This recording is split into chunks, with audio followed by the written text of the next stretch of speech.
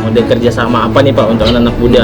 Anak muda mempromosikan potensi wisata kita. Iya betul Pak. Nanti itu saya buat event sport, event seni, Iya jadi event budaya dan event wisata alam. Jasa perdagangan dan pariwisata sebagai kekuatan ekonomi di Kabupaten Bengkayang.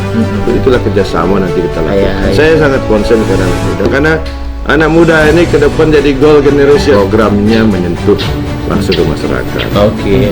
Ya kan, Bengkayang itu cerdas dan sejahtera. Misi mengedepankan pelayanan publik dengan sistem informasi telekomunikasi. Tolong pilkada 9 Desember kita bawa dengan aman damai, jangan golput. Pilihlah orang nomor 1 yang tentunya dia seorang yang pandai, mampu, cerdas memimpin, punya akhlak moral yang baik, dan punya kemampuan berkomunikasi yang baik.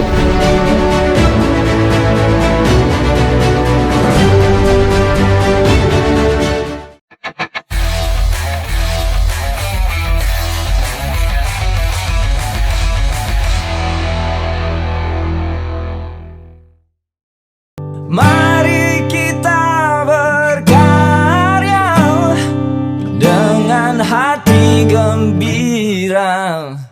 Woo! Yeah, yeah, yeah, yeah, yeah.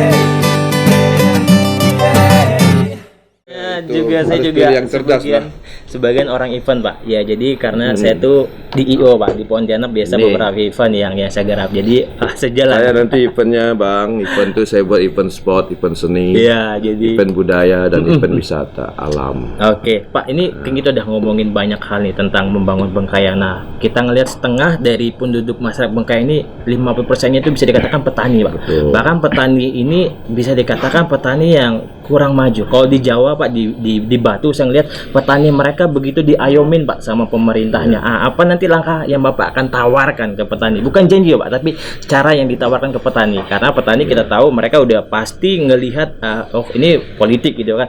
Nah, tapi ini cara, Pak. Ya, jadi cara apa yang ditawarkan ke petani-petani yang kurang maju, yang tidak ada urus izinnya? Karena kalau misalnya satu daerah dikatakan maju, ada izin petaninya. Nah, apa yang ditawarkan bagi petani yang ada di Bengkayang, Pak, khususnya, Pak? Ya, saya tuh misi keempat saya tentang itu. Misi ketiga saya tentang pembangunan infrastruktur dasar, jalan jembatan, pengairan, jalan usaha tani, air bersih, listrik, dan telekomunikasi dengan memanfaatkan ketersediaan sumber daya alam yang ada di Bengkayang. Misi keempat untuk mendukung misi keempat ini tentu infrastrukturnya dulu. Betul, Pak. Betul. Baru kita misi keempat memajukan pertanian, perkebunan, perikanan, peternakan, jasa perdagangan dan pariwisata sebagai kekuatan ekonomi di Kabupaten Bengkayang. Jadi pertanian ini penting, hanya 50-60% itu masyarakat Bengkayang itu petani, Pak. kebun. Dan saya akan menjadikan Bengkayang ini sebagai kabupaten pertanian nomor 1 di Kalimantan Barat. Ya, intinya tentunya sumber daya manusia di bidang pertanian juga harus kita tingkatkan. Iya, jadi memang peningkatan artinya fokus juga ya. PPL-nya juga kita latih. Oke. Dinasnya kita awasi, ya. Selama ini kan dinas tidak pernah diawasi. Betul, Pak. Ya, kalau saya intinya jujur, selama Pak, saya menjadi anggota DPRD, pengawasan kurang. Betul, Pak, betul. Oh, ya. Selanjutnya apa? Tentunya kalau ada PPL-nya kita tingkatkan kualitasnya, dia juga harus bagaimana memberikan ruang kepada petani, pekebun ini membuat kelompok-kelompok tani. Iya, Selama ini saya lihat birokrasinya terlalu berbelit. Betul, Pak. Agak susah. Agak susah. Ini saya ke depan harus banyak membuat kelompok-kelompok tani, ternak, kelompok kebun, ya, nelayan, supaya apa? Saluran bantuan pemerintah provinsi, banyak, Pak, sebenarnya. pusat dan kabupaten tuh nyalurnya di situ. Betul, Pak. Ya. Itu.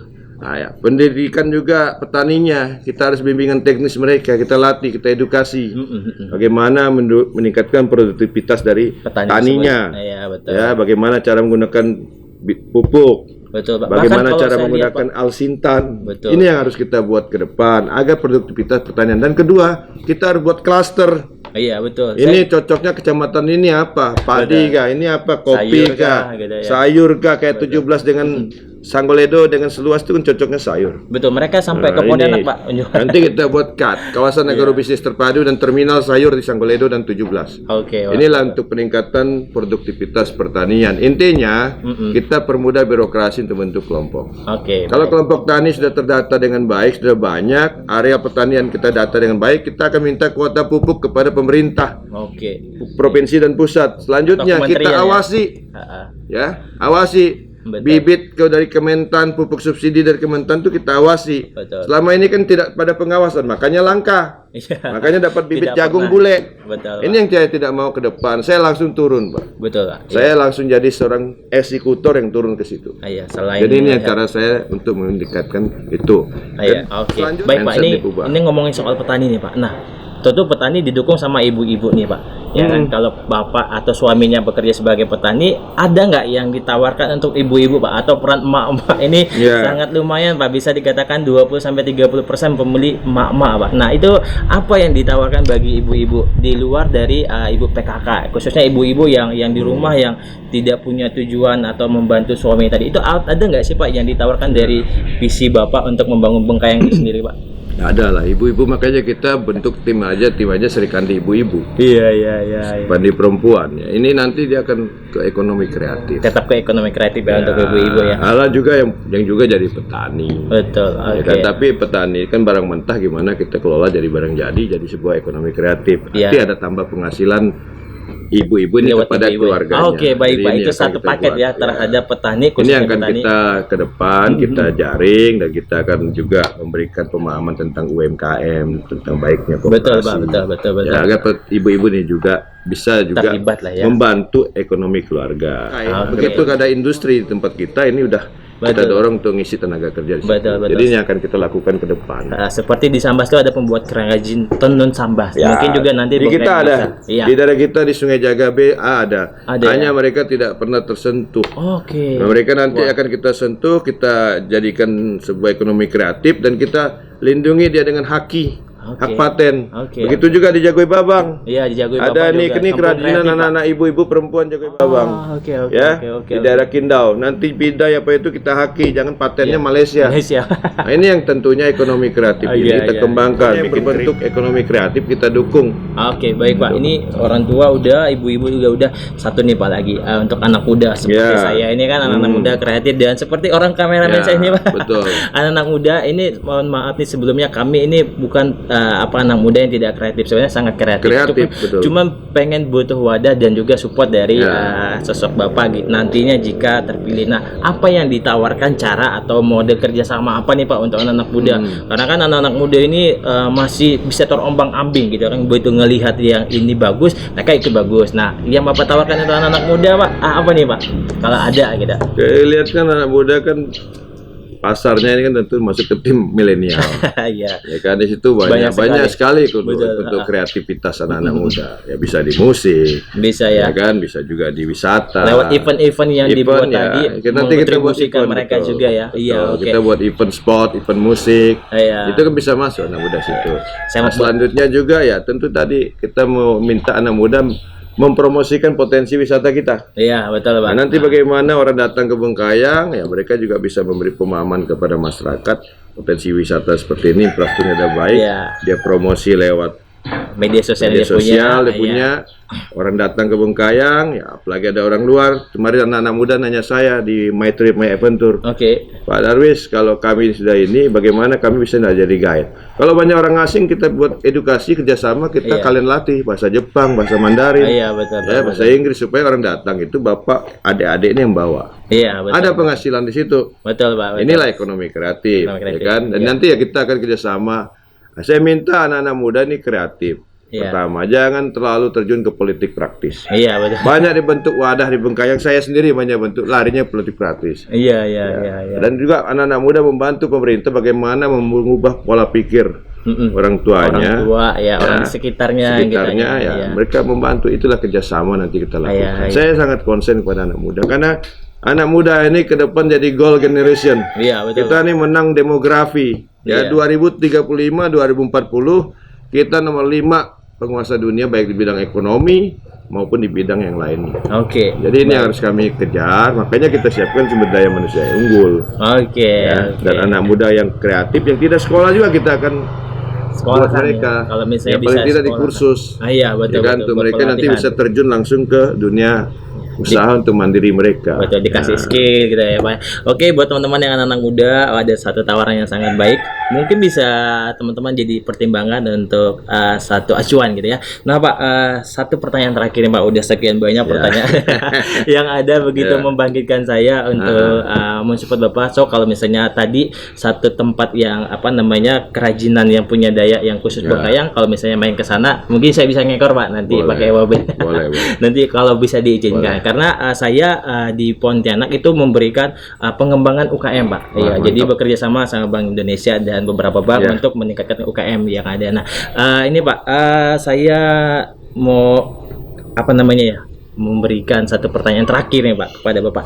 Apa sih sehingga masyarakat tuh bisa memilih Bapak tuh karena apa? Ini statement terakhir Bapak untuk bisa dikasih tahukan kepada teman-teman. Closing statementnya.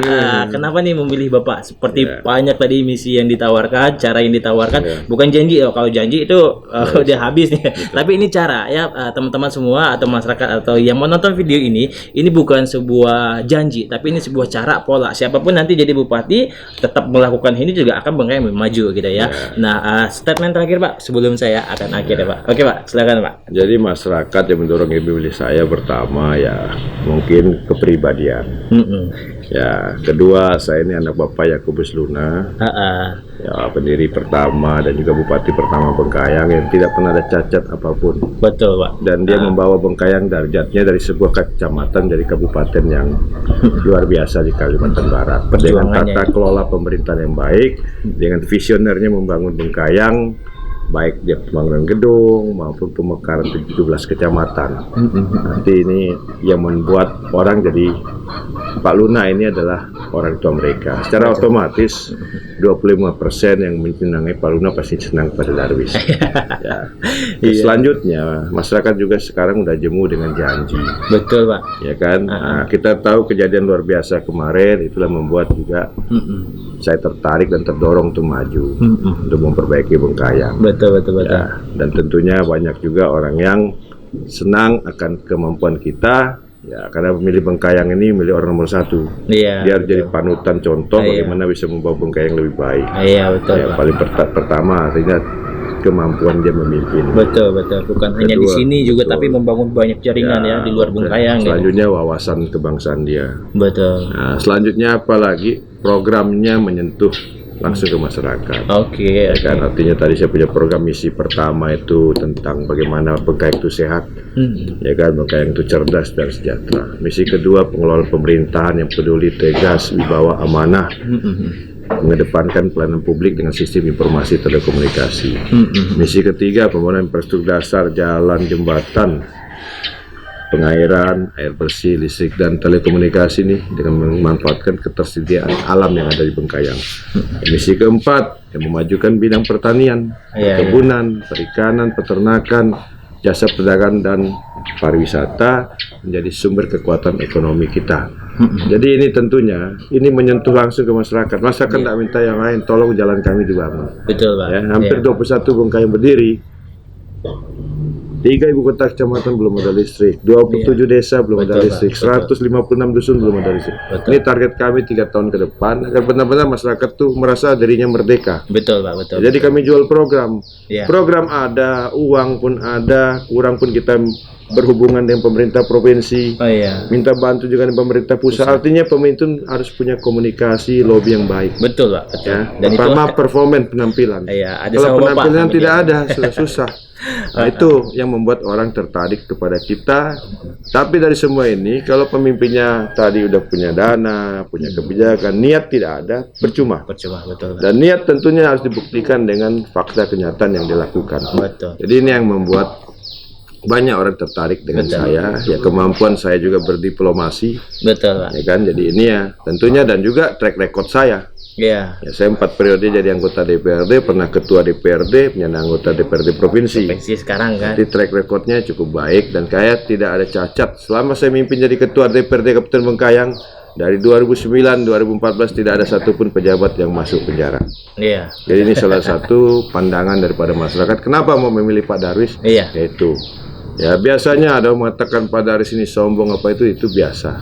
Karena tidak ketemu langsung Pak ya. Tidak ketemu langsung orangnya. Ya saya cukup familiar Iya. dan tentunya saya juga akan banyak belajar dan saya mungkin ke depan juga minta saran pendapat dan kritikan kepada masyarakat. Iya, akan itulah. ada dibuat forum untuk kritik. Ya, Ya. closing Oke. statementnya Baik, tentunya ya tolong pilkada 9 Desember kita bawa dengan aman damai, jangan golput. Pilihlah orang nomor 1 yang tentunya dia seorang yang pandai, mampu, cerdas memimpin, punya akhlak moral yang baik, ya kan, punya kemampuan berkomunikasi yang baik. Ya itulah Bapak Ibu pilih, dengan religiusnya juga harus baik. Akhir kata dari saya semuanya, terima kasih Pak buat waktunya. Banyak sekali ini Sama-sama. paslon yang saya hubungin. Ya. Ternyata Pak Dauris yang cepat respon, Pak. Ya, dan Ya, jadi saya merasa ya, kalau misalnya ada nanti saya bisa ngekor-ngekor, Pak. ini tentu harus kita teruskan karena kita mau jadikan Bengkayang Iya. daerah wisata, Iya. dan brandingnya ke depan harus jadi kabupaten pendidikan dan Iya. juga kabupaten yang juga penghasil pertanian perkebunan nomor 1 di Kabupaten Oke, Barat. baik Pak. Terima kasih semuanya. Terima kasih Pak banyak buat waktu sebelum berjalan. Ya, seperti yang saya bilang tadi, doa saya mengiringin dan kita semua mengiringin doa buat Pak Dauris biar sampai kepada tujuan dan mimpi yang besar. Yang itu seperti ya bapaknya itu ibarat tidak jauh buah jatuh dari pohonnya ya. Jadi apa yang udah dibangun, apa yang udah diharapkan bapaknya itu masih ada pada anaknya, dan harapan besar kepada anaknya untuk bisa menata seperti rumahnya ditata begitu rapi. Kalau kalian lihat di luar sana itu banyak bunga. Di kiri kanannya ya bunga, ya banyak Kebudayaan sekali gitu adat ya. tuh masih ada di ada patung adat itu. Gitu. Oke, terima kasih Pak. Tuhan Ya. Yesus memberkati Amin, Pak Dauris amin. dan sehat terus. Ya, oke, akhir kata. Mari kita berkarya dengan hati gembira.